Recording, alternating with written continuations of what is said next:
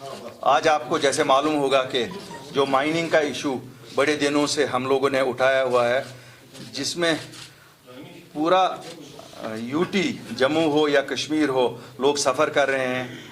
5 लाख लोग जो डायरेक्टली वाबस्ता है इस इंडस्ट्री से, वो लोग सफ़र कर रहे हैं। उनके कारोबार पे, उनके पेट पे लात मारी गई सरकार की इस नई पॉलिसी से हमने अपील की थी सरकार को कि वो इस पे नज़रसानी करें, ताकि एक तो ये आम आदमी के लिए जो कीमतें 3 गुना बढ़ गई हैं, रेत की हो, बजरी की हो, पत्थरों की हो, और जो हमारे वर्क सफ़र कर रहे हैं डेवलपमेंटल वर्क्स, उसके लिए भी हमने कोशिश की थी कि सरकार की तवज्जो इस तरफ ले लें कि ताकि ये रिव्यू कुछ ना कुछ करें। लेकिन हमें लगता है कि ये सरकार टस से मस नहीं होती है। लोगों की मुश्किलात शायद इनको नज़र नहीं आ रहे हैं, न इन लोगों की जिनका रोज़गार डायरेक्टली। तो उसी सिलसिले में आज फिर हमने स्टेक होल्डर्स के साथ मिलके माइनिंग साइट्स पे पीसफुल डेमोन्स्ट्रेशन किया है। आज जहाँ हमें अलाउ भी किया गया है वहाँ पर भी बड़ा महदूद तरीके में अलाउ किया गया है, लेकिन स्टेक होल्डर्स चूँकि हमारे साथ शामिल हुए इसमें, आज श्रीनगर डिस्ट्रिक्ट में पांता चौक और मलोरा में हुआ, गांदरबल में वातल बाग और वाहिदपोरा में हुआ, कोलगाम में निहामा में हुआ, कुपवारा बुना में हुआ, बारामूला में शेरवानी कॉलोनी से बाहर छोड़ा नहीं गया, वहाँ पुलिस ने इजाज़त नहीं दी, वरना वहाँ जहामा और द्रंगबल में प्लांट था। बांडीपोरा में हम आगे जाने नहीं दिया गया हमारे ऑफिस से बाहर, तो वहीं स्टेक होल्डर्स के साथ मिलके हुआ। शोपियान में पवन शोपियान में हुआ, रंबीर नाले पे पहले प्लांट था, वहाँ पर नहीं हुआ, फिर रंबियारा नाले पे, फिर रंबियारा से 300 स्टेक होल्डर्स ट्रैक्टर्स ट्रक्स में आए और यहाँ पर पावन शोपियान में हुआ। अनंतनाग में वहाँ पर भी बहुत अलाउ नहीं किया गया, लेकिन फिर भी अशजीपोरा में हुआ और डीसी स्पोर्ट्स स्टेडियम अनंतनाग से डीसी साहब को फिर मेमोरेंडम दिया गया। पुलवामा में सेम्पोरा पुलवामा में हुआ। हमें अफसोस है कि बड़गाम में जो मखामा, मागाम और चाडोरा में प्लांट था वो अलाउ नहीं किया गया, और इसी तरह बारामूला में न जहामा में अलाउ किया गया न वीरवन में। जम्मू प्रोविंस में एक तो जम्मू प्रेस क्लब के सामने अर्बन वालों ने किया, जम्मू अर्बन अपनी पार्टी और स्टेक होल्डर्स ने। जम्मू रूरल में अखनूर नियर फवारा चौक में हुआ, जम्मू रूरल बी में अरनिया में हुआ, दमाना चौक में हुआ, उधमपुर में जथानी चौक में हुआ, सांबा में नेशनल हाईवे विजयपुर पे हुआ, कठुआ में हीरा नगर और मचारी बनी में हुआ, राजौरी में कोतरंका में हुआ, पुंछ में परेड ग्राउंड में ही किया गया, वहाँ साइड तक नहीं इजाज़त मिली, किश्तवाड़ में मेन बाज़ार में ही इजाज़त मिली, रियासी में धर्माडी में हुआ और रामबन में मेन रामबन बाज़ार में हुआ, जहाँ 500 से 600 लोगों ने शिरकत की। मैं आज आपके माध्यम से फिर अपील करना चाहता हूँ इस सरकार को कि वो हमारी मुश्किलात, हमारे लोगों की मुश्किलात समझ लें, इन स्टेक होल्डरों की मुश्किलात की तरफ भी ज़रा ध्यान दें।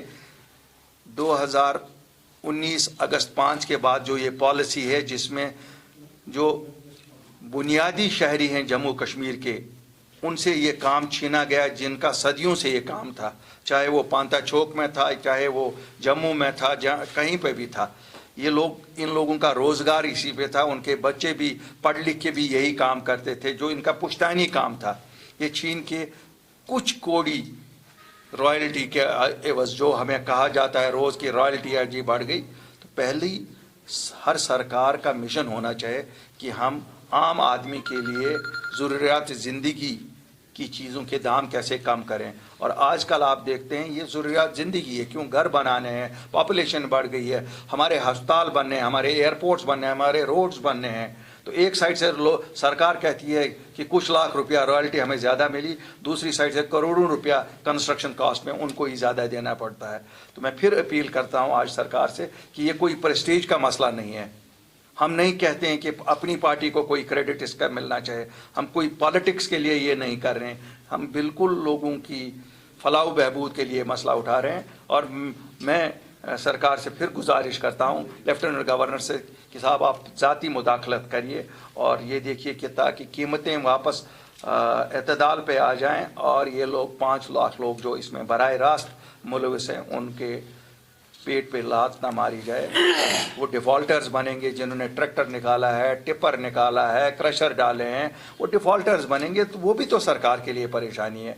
जब मुल्क के प्रधानमंत्री, मुल्क के गृह मंत्री, उनका पूरा फोकस ये है कि जम्मू कश्मीर की डेवलपमेंट हो, मुझे ये नहीं समझ आ रही है कि यहाँ की ब्यूरोक्रेसी उसमें बाधा क्यों डाल रही है।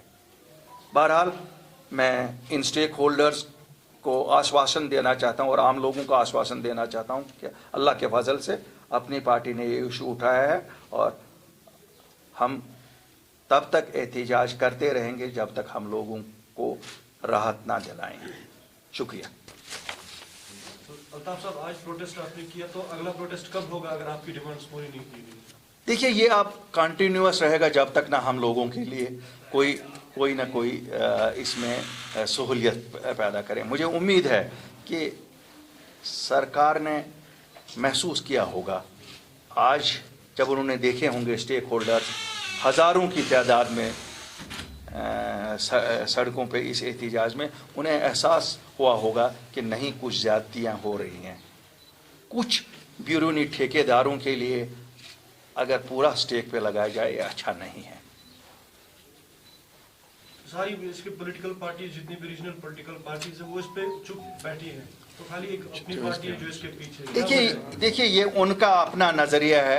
हो सकता है उनको ये मसला लोगों का उतना इम्पोर्टेंट ना लगता हो और उन्हें और मसले होंगे, या हो सकता है उनके लिए और कोई मसले इम्पोर्टेंट हो, लेकिन इसमें कोई कंपटीशन नहीं है कि बाकी क्या कर रहे हैं, हम क्या कर रहे हैं। ये तो लोगों के मसले हैं और मुझे लगता है जहाँ तक लोगों के मसलों का ताल्लुक है उसमें हम सब पॉलिटिकल स्पेक्ट्रम वाले जितने भी लोग हैं, सब कोई एक ही है। ऐसा कुछ नहीं है कि इसमें कोई नज़रियाती जंग हमारी है कि सब वो भी चाहते हैं लोगों को सहूलियत पहुँचे। अब हो सकता है उनकी प्रायोरिटीज़ कुछ और हो सकती हैं, डिफरेंट। इसमें मैं इसमें कोई ऐसी सियासत नहीं देखता हूँ।